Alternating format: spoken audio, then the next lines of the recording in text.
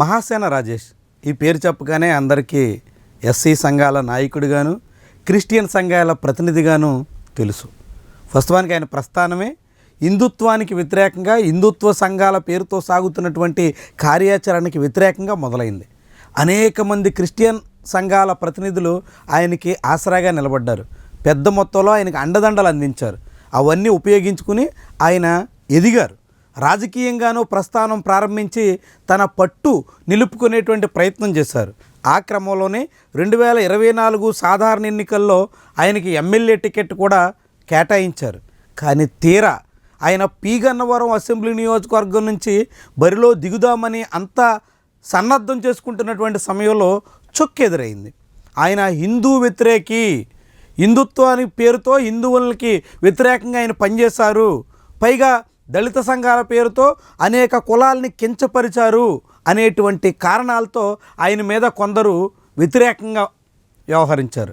ఆ వ్యతిరేకతను దృష్టిలో పెట్టుకుని టీడీపీ నాయకత్వం ఆయన్ని రేసు నుంచి తప్పించింది. దాంతో ఆయన పోటీ నుంచి ఎమ్మెల్యే అయ్యే అవకాశాన్ని త్రుటిలో కోల్పోవలసి వచ్చింది.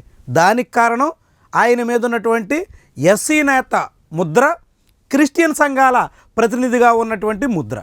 అలాంటి మహాసేన రాజేష్ ఇప్పుడు క్రిస్టియన్ పాస్టర్ ప్రవీణ్ పగడాల విషయంలో అనేక రకాల పిల్లి మొగ్గలేస్తున్నట్టుగా కనిపిస్తుంది. తొలుత ఆయన దాన్ని ప్రమాదంగా చెప్పుకొచ్చారు. ఆ తర్వాత అబ్బబ్బే ప్రమాదం కాదు, ఇది చాలా పెద్ద కుట్ర అన్నట్టుగా మాట్లాడుకొచ్చారు. కానీ తీరా ఇప్పుడు మళ్ళీ ఆయన నాలుక మడత పెట్టి ఇది ప్రమాదమే, ఇందులో అనుమానమే లేదు, ప్రమాదం కాదన్నటువంటి వాళ్ళందరి మీద చర్యలు తీసుకోవాలి అనేటువంటి రీతిలో మొదలెట్టారు. ఏం జరుగుతుంది అసలు? ఎందుకని మహాసేన రాజేష్ ఇన్ని రకాలుగా మాట మారుస్తున్నారు? ఇదే ఇప్పుడు అనేక మంది క్రైస్తవుల్లో మొదలైనటువంటి చర్చ. క్రిస్టియన్ సంఘాల ప్రతినిధిగా క్రైస్తవుల తరపున గొంతు విప్పేటువంటి నాయకుడిగా ఆయన్ని భావిస్తే ఇప్పుడు ఆయన అందుకు భిన్నంగా సాగుతున్నారు అంటూ చాలామంది క్రిస్టియన్ సంఘాల ప్రతినిధులు ఇప్పుడు వాపోతున్నారు. క్రైస్తవులంతా కూడగట్టి ఆయన నాయకుడిగా ఎదిగేందుకు పునాదిగా మారితే ఇప్పుడు ఆ క్రైస్తవులకు వ్యతిరేకంగా ఆయన పనిచేస్తున్నారు అనేటువంటి అభిప్రాయం బలపడుతుంది. ఎందుకని ఇలాంటి పరిస్థితిని మహాసేన రాజేష్ కొని తెచ్చుకుంటున్నారు? మొదటేమో ఒక మాట, తర్వాత మరో మాట, ఇప్పుడు ఇంకో మాట మాట్లాడుతూ ఎందుకని పదే పదే మాట మార్చే నాయకుడిగా ఆయన మిగిలిపోతున్నారు? ఒకవైపు హిందుత్వ సంఘాల దృష్టిలో ఆయన ఒక విలన్గా కనిపిస్తుంటే ఇప్పుడు క్రైస్తవ సంఘాల మద్దతు కూడా ఆయన కోల్పోయేలా ఎందుకు వ్యవహరిస్తున్నారు? క్రైస్తవులకు కూడా వ్యతిరేకమయ్యేటువంటి రీతిలో ఆయన ధోరణి ఎందుకు మారుతుంది? ఇదే ఇప్పుడు చాలామంది వేస్తున్నటువంటి ప్రశ్న. ఎందుకని మహాసేన రాజేష్ ఇంతగా తన స్వరం సవరించేస్తున్నారు అనేటువంటి రీతిలో ఇప్పుడు అనుమానాలు, సందేహాలు వ్యక్తమవుతున్నాయి. వాస్తవానికి ఆయన పూర్తిగా నారా లోకేష్ని నమ్ముకుని రాజకీయంగా తెలుగుదేశం పార్టీ నుంచి పూర్తి అండదండలు ఆశిస్తూ ఆ పార్టీ ప్రయోజనాలు దెబ్బ తినకుండా వ్యవహరించడమే లక్ష్యంగా పెట్టుకున్నారా అనేటువంటి అభిప్రాయం బలపడుతోంది.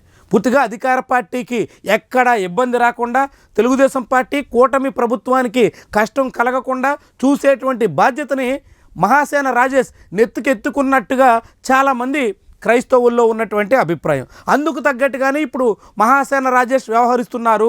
నారా లోకేష్ ఆశీస్సులతో, నారా లోకేష్ ఆదేశాలకు అనుగుణంగా ఆయన సాగుతున్నారు అనేటువంటి విమర్శలు ఇప్పుడు మొదలవుతున్నాయి. దాంతో ఇప్పుడు మహాసేన రాజేష్ లాంటి వాళ్ళని మనం నమ్మాల్సిన అవసరం లేదు, మహాసేన రాజేష్ లాగా మాట మార్చేటువంటి వ్యక్తుల్ని అస్సలు పరిగణలో తీసుకోవద్దు అంటూ చాలా క్రైస్తవ సంఘాలు తమ వాదనని మొదలెట్టేశాయి. మరి ఇది ఎక్కడి వరకు దారితీస్తుంది?